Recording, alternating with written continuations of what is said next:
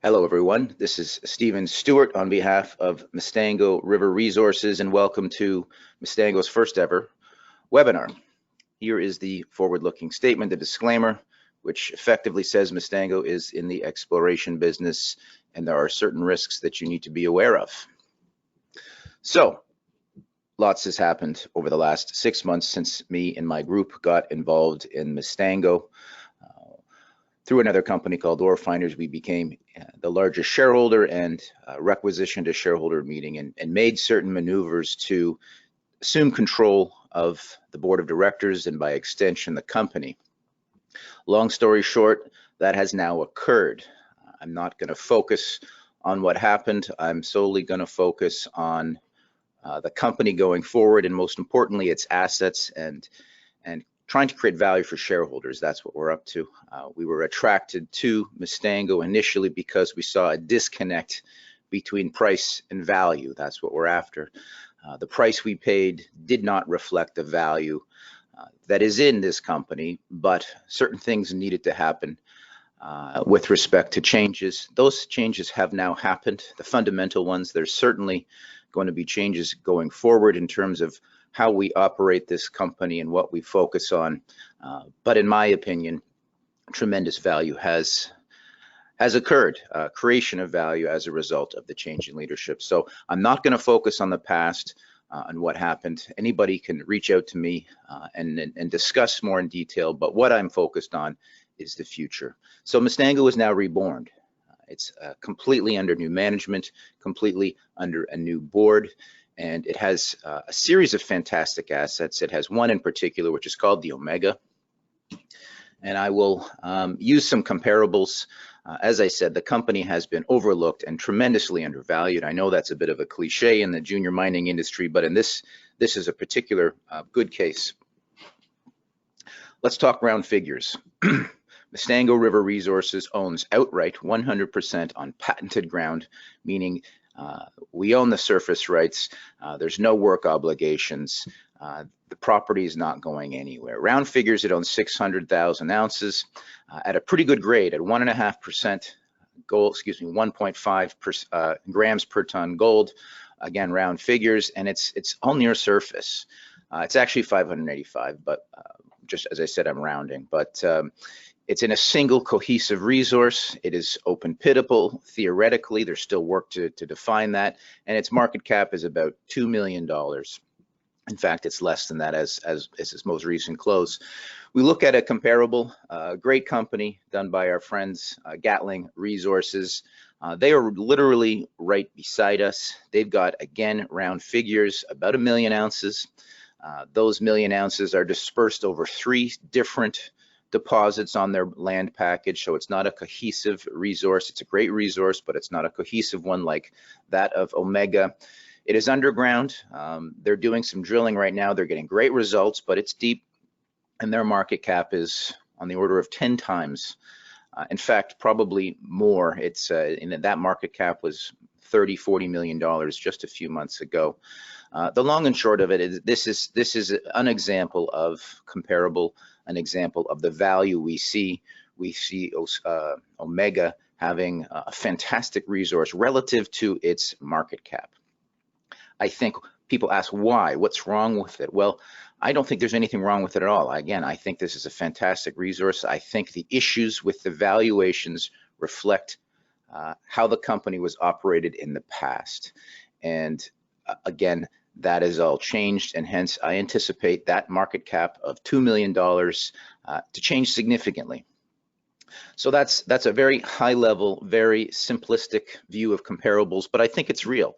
The Omega resource, more specifically, it's got, as you see, about 5 million tons at about 1.4 grams per ton, and another 5 million tons at an average grade of 2.45, and that's the inferred. So the global envelope is 585,000 ounces.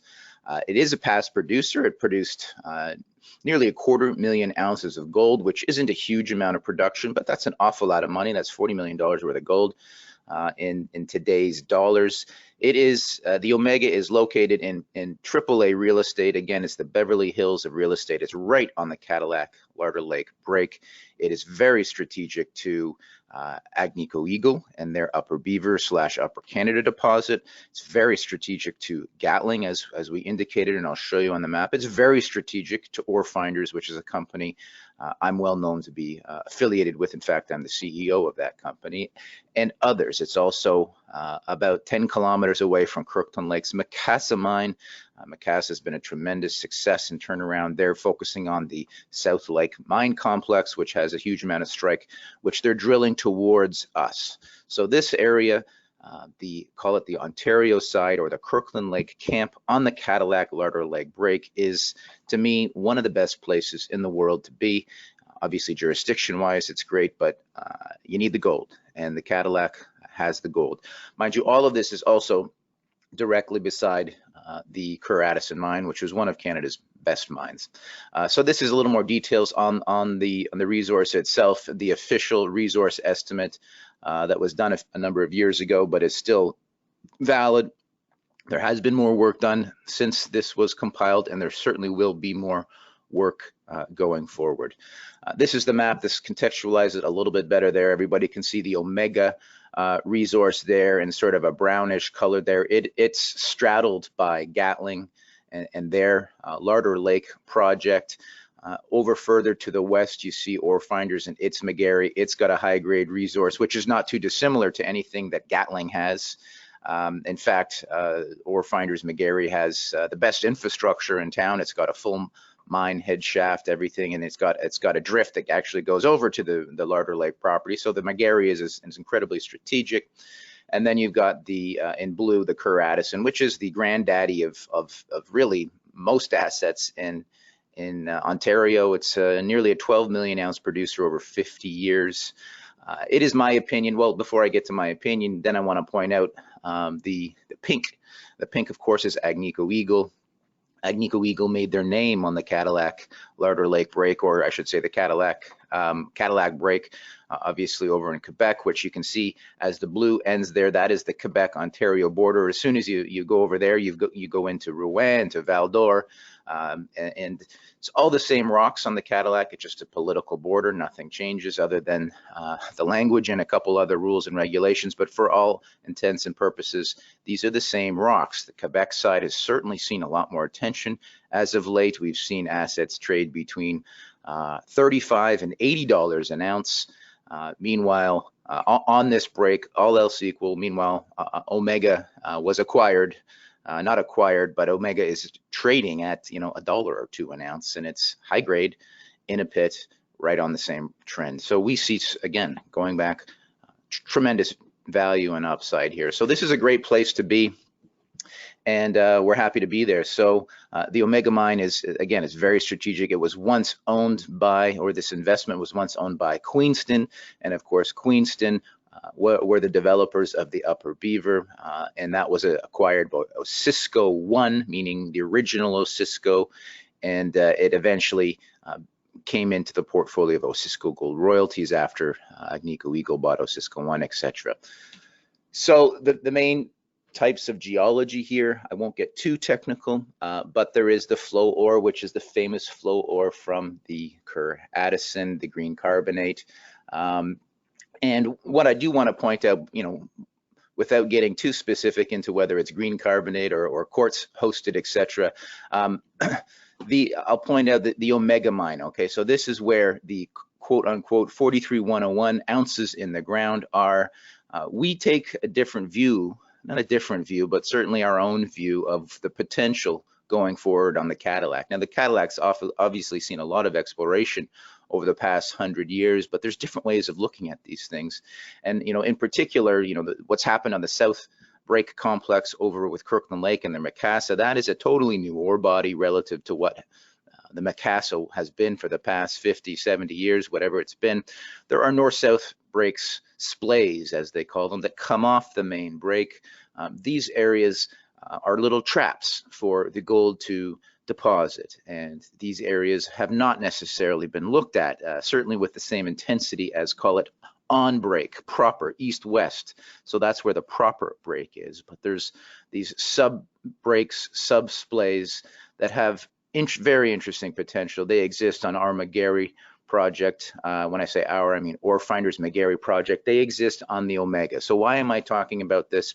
The Omega is so much more than its 585,000 ounces in the ground. There is significant exploration upside, particularly on where the old mine used to be. So there is potential at depth. If you look at what Gatling Resource is doing, they are drilling deep, and you know, that's where they feel the resource is. There's all sorts of potential on all of these properties here. It is my opinion, now getting back to my opinion, it's my opinion, there is another world-class ore body on this break. It just hasn't been found yet. Between Kerr Addison, Gatling, Orefinders, Omega, and of course Agnico and Kirkland Lake, there's a lot of gold to be found. The objective behind I think all of these companies here is to get to a place to do the exploration in order to find that. There's clearly lots of existing ounces in the ground.